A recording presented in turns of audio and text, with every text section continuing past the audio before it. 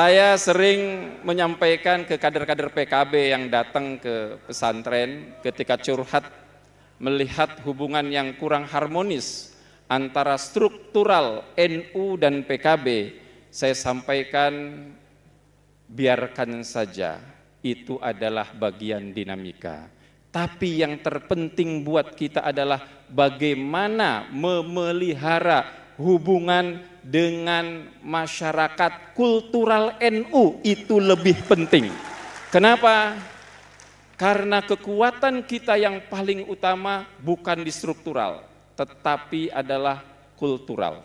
Struktural bisa diciptakan oleh siapa saja, struktural boleh ada desain, tetapi yang terpenting adalah bagaimana kultural NU tetap bersatu bersama-sama untuk memastikan kemenangan politik ahli sunnah wal jamaah. Satu-satunya partai yang jelas di dalam ADART-nya jelas berlandaskan kepada ahli sunnah wal jamaah, ini hanya partai PKB. Ini adalah gerakan politik dari ideologi ahli sunnah wal jamaah. Maka saya kadang heran, ada orang ngaku ahli sunnah wal jamaah, tapi kok kerjanya cawe-cawe ngerepoti PKB. Bukan mengurus PKB, bukan membantu. Paling tidak, kalau tidak bisa membantu, ya jangan ganjel-ganjel PKB gitu. Kami akan meminta dengan hormat sambutan atau testimoni dari Kiai Haji Imam Jazuli LCMA, pimpinan Pondok Pesantren Bina Insan Mulia Cirebon. Assalamualaikum warahmatullahi wabarakatuh.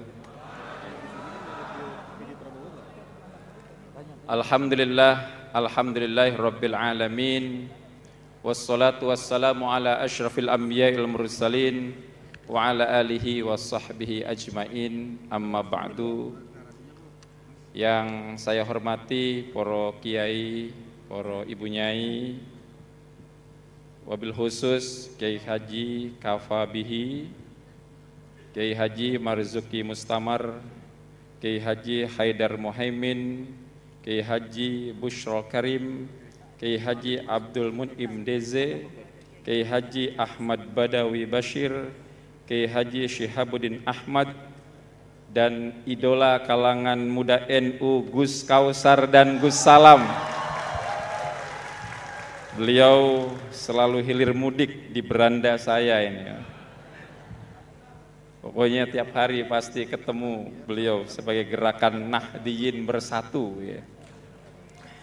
Dan yang kita hormati, kita takrimi, telah berjuang luar biasa mengangkat PKB di pemilu 2024, yaitu Ketua Umum Partai Kebangkitan Gus Muhaimin Iskandar.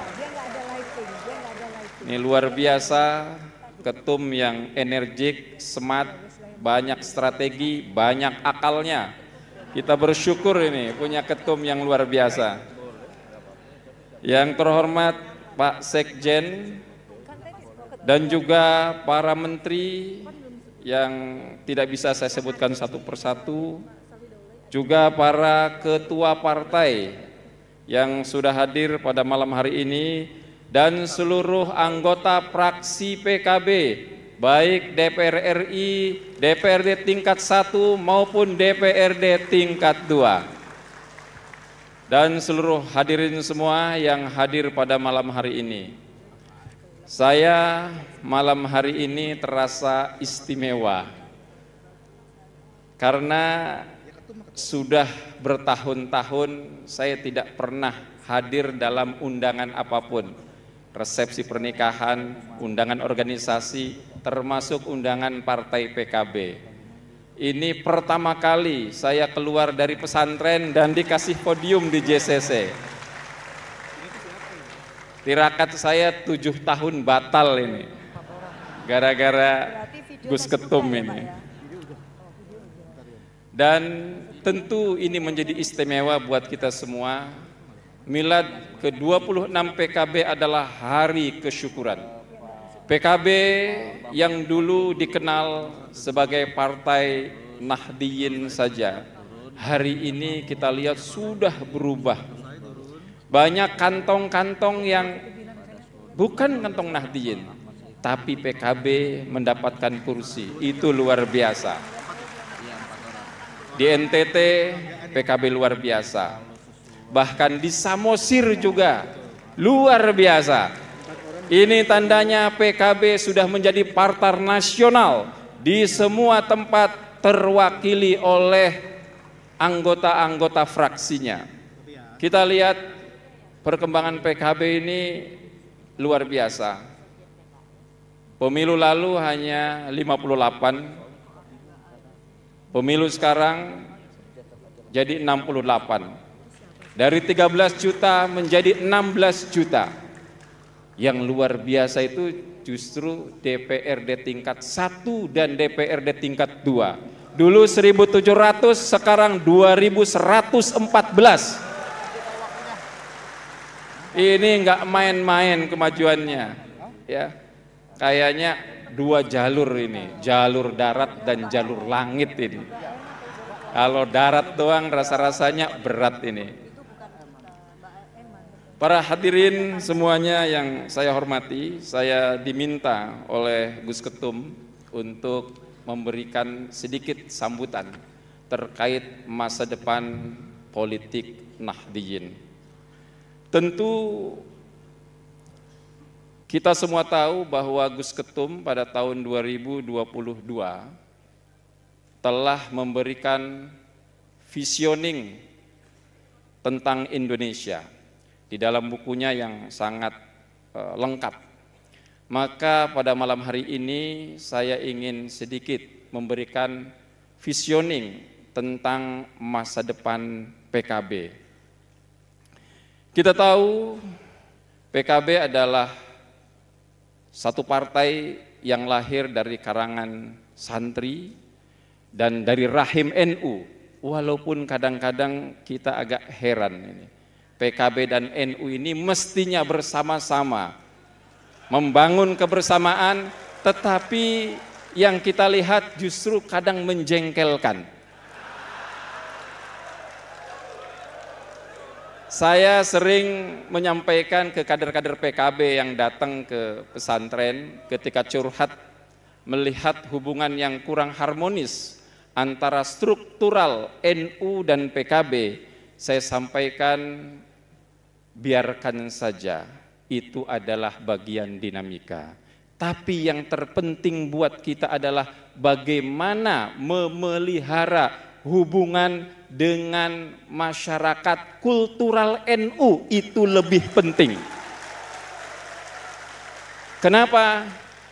Karena kekuatan kita yang paling utama bukan di struktural, tetapi adalah kultural. Struktural bisa diciptakan oleh siapa saja, struktural boleh ada desain, tetapi yang terpenting adalah bagaimana kultural NU tetap bersatu bersama-sama untuk memastikan kemenangan politik ahli sunnah wal jamaah. Karena kita harus bangga, satu-satunya partai yang jelas di dalam ADART-nya jelas berlandaskan kepada ahli sunnah wal jamaah, ini hanya partai PKB. Ini adalah gerakan politik dari ideologi ahli sunnah wal jamaah.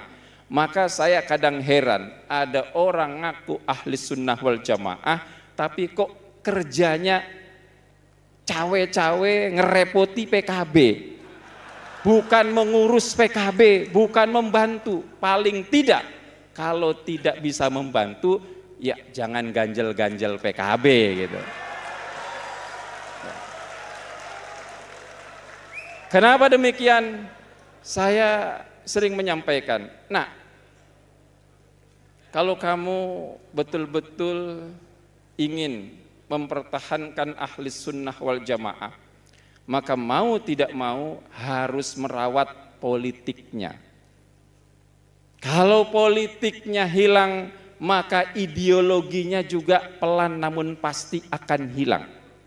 Di mana-mana ideologi sebesar apapun tanpa ditopang oleh kekuatan politik, maka lambat namun pasti akan hilang.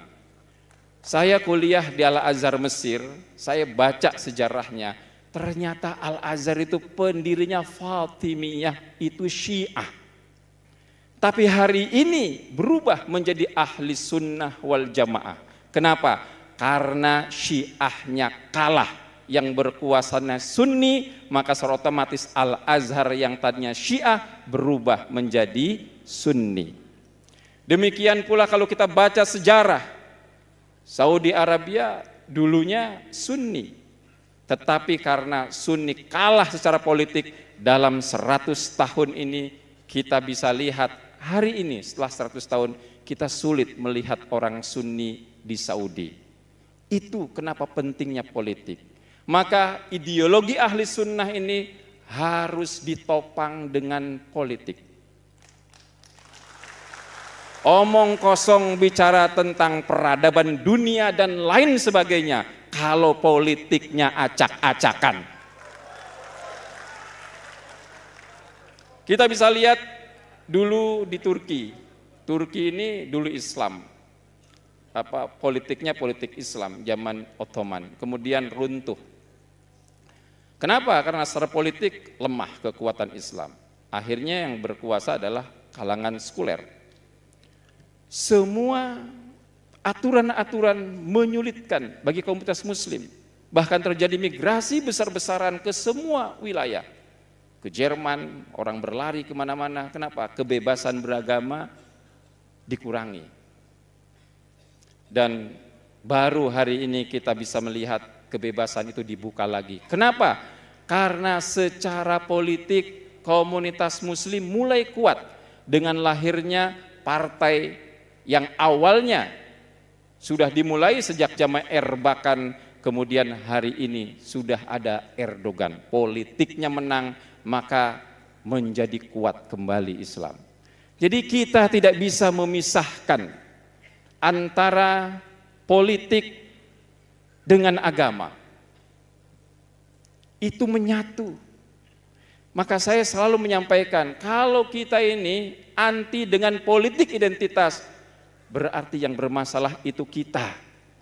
Karena sejarah membuktikan politik dan agama itu ada kesatuan. Agama bukan hanya mengajarkan tentang etika, tapi agama juga mengajarkan tentang bagaimana mengelola masyarakat. Dan pengelolaan masyarakat itu dengan kepemimpinan.